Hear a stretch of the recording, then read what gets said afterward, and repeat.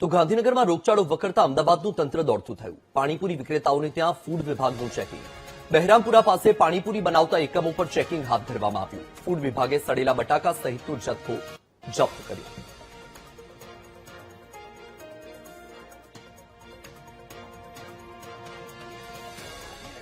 પાણીજન્ય રોગચાળો વકરતા હવે અમદાવાદ મહાનગરપાલિકા પણ એક્શનમાં આવ્યું છે અને ફૂડ વિભાગ દ્વારા પાણીપુરી વિક્રેતાઓને ત્યાં અત્યારે હાલ ચેકિંગ કરવામાં આવી રહ્યું છે। દ્રશ્યો જે જોઈ શકાય છે કે મિલ કમ્પાઉન્ડ બહેરામપુરા પાસેના દ્રશ્યો છે કે જ્યાં અહીં સૌથી વધારે પાણીપુરી જે છે તે બનાવવામાં આવતી હોય છે। આ તમામ પાણીપુરીના વિક્રેતા છે જે દ્રશ્યોમાં પણ જોઈ શકાય છે કે આખું કમ્પાઉન્ડ જે છે તે પાણીપુરી જે છે તે વેચે છે અને આ પાણીપુરીને લઈને હાલ તો અત્યારે મહાનગરપાલિકા દ્વારા ચેકિંગ કરવામાં આવી રહ્યું છે। સૌથી મહત્વની બાબત એ છે કે જે અહીં પાણી યુઝ થતું હોય છે તે પાણીને કારણે અનેક રોગો જે છે તે થતા હોય છે અને અત્યારે હાલ મહાનગરપાલિકાના અધિકારીઓ જે છે તે તપાસ કરી રહ્યા છે। ફૂડ ઓફિસર આપણી સાથે છે, તેમની સાથે વાત કરીશું। સર, જે પ્રકારે રોગચાળો વકર્યો છે હાલ શું ડ્રાઈવ અને અત્યારે અહીં આટલી બધી ગંદકી અને આ જો ખોરાક લોકો ખાય તો ચોક્કસપણે બીમાર પડે।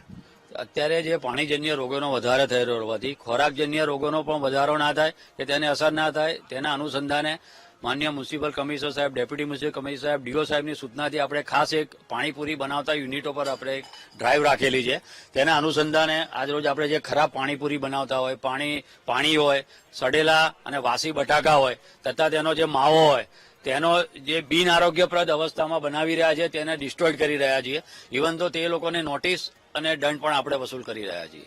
બિલકુલ, જે પ્રકારે હું અહીંના દ્રશ્યો બતાવવા માંગીશ કે આ પરિસ્થિતિમાં અહીં પાણીપુરી જે છે તે બની રહી હોય છે, એટલે કે ક્યાંક જો આ પ્રકારનો ખોરાક તમે બહારની લારીઓ પરથી પાણીપુરી ખાતા હોવ એટલે કે આ પ્રકારની જે પાણીપુરી અહીં બની રહી છે, જે સેમ્પલ છે તે પાણીના પણ અહીંથી લેવામાં આવ્યા છે ફૂડ વિભાગ દ્વારા, એટલે કે મહાનગરપાલિકા જે છે તે હવે સાબતું બન્યું છે અને તેના દ્વારા અહીં કાર્યવાહી જે છે તે કરવામાં આવી રહી છે। આ તમામ જે વિક્રેતાઓ છે કે જે અહીંથી શહેરની અંદર અનેક સ્થળો પર જે લારીઓ ફરતી હોય છે અને એ લારીઓ પાસેથી આ પ્રકારની કામગીરી જે છે તે કરવામાં આવતી હોય છે, એટલે કે ક્યાંક જે પ્રકારે અત્યારે હાલ આજે પાણી જે બનાવવામાં આવતું હોય છે તે પાણી બનાવવામાં આવે છે તેનો મસાલો પણ ચેક કરવામાં આવી રહ્યો છે, એટલે કે મહાનગરપાલિકાનું ફૂડ વિભાગ જે છે તે હવે એક્શનમાં આવી ચૂક્યું છે અને તેના દ્વારા અત્યારે હાલ આજે આ પાણીપુરી બની રહી છે તે દ્રશ્યો પણ જોઈ શકાય છે કે કેવી પરિસ્થિતિમાં પાણીપુરી બનાવવામાં આવી રહી છે, કયા પ્રકારે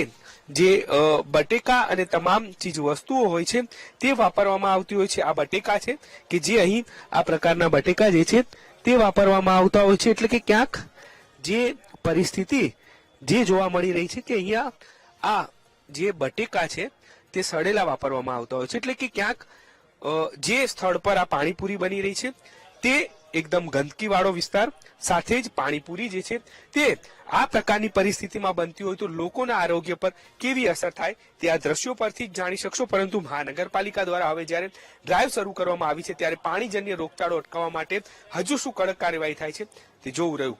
કેમેરામેન દશરથ ઠાકોર સાથે દીપક સોલંકી, વીટીવી ન્યૂઝ, અમદાવાદ।